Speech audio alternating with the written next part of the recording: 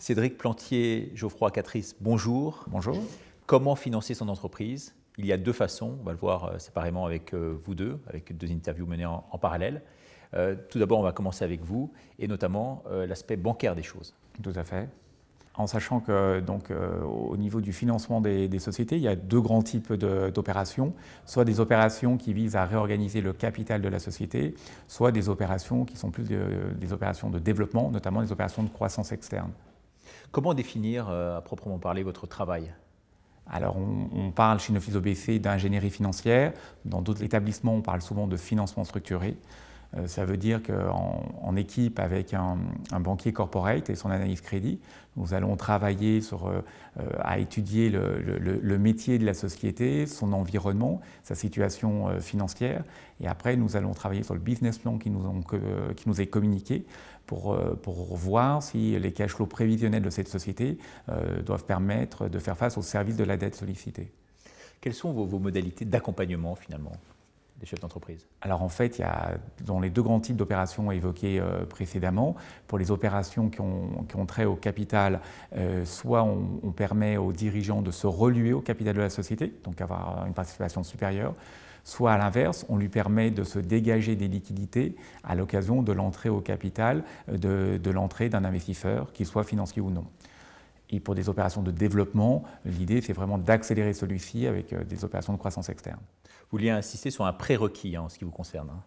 Oui, en fait, le métier principal de Neuflize OBC étant de la gestion privée, en fait, toutes les opérations de crédit sur lesquelles nous intervenons doivent permettre en fait, une captation d'actifs privés, que ce soit immédiatement ou à terme.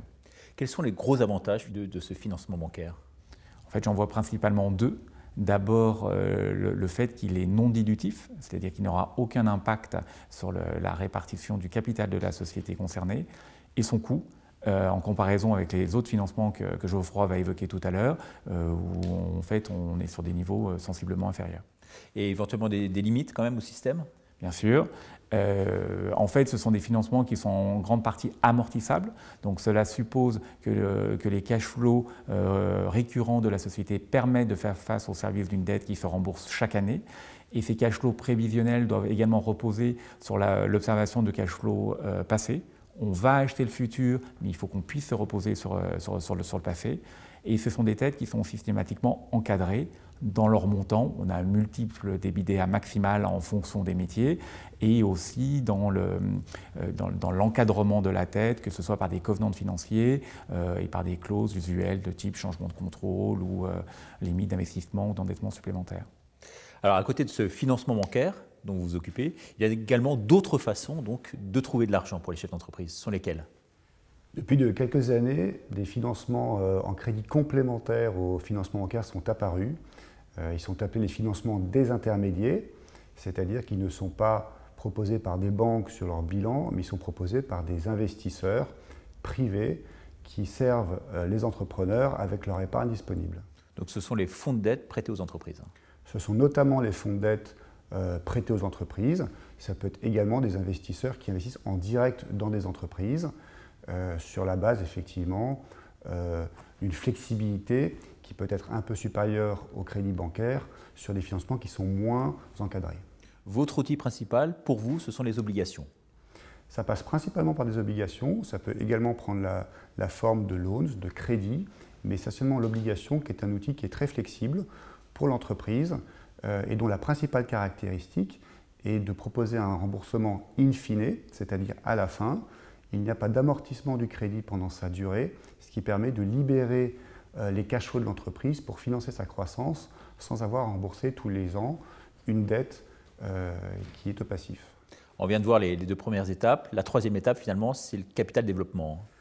En effet, une fois que les ratios d'endettement, que ce soit en bancaire ou en financement des intermédiaires, sont saturés, il faut alors sortir vers des capitaux qui sont plus longs, qui sont plus pérennes.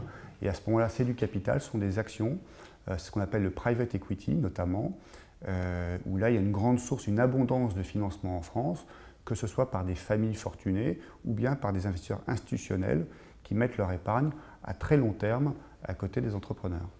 Donc ce sont les gens qui investissent en gros dans le private equity aujourd'hui? Absolument, ils sont très nombreux. Les financements sont de plus en plus abondants sur le marché, puisque l'épargne est très profonde. Et donc, il y a de plus en plus d'investisseurs, qu'ils soient privés ou institutionnels, qui mettent leur épargne à disposition des entrepreneurs. Private equity, c'est vraiment bien développé depuis 30 ans maintenant en France. Hein.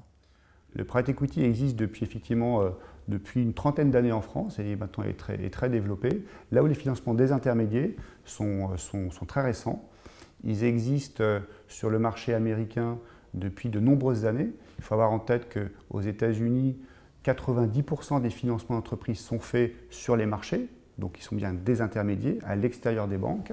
En France, c'est le contraire. 90% des financements sont faits par les banques. C'est en train d'évoluer, c'est-à-dire que les investisseurs privés arrivent massivement sur le marché pour financer les entreprises. Merci beaucoup pour votre double éclairage.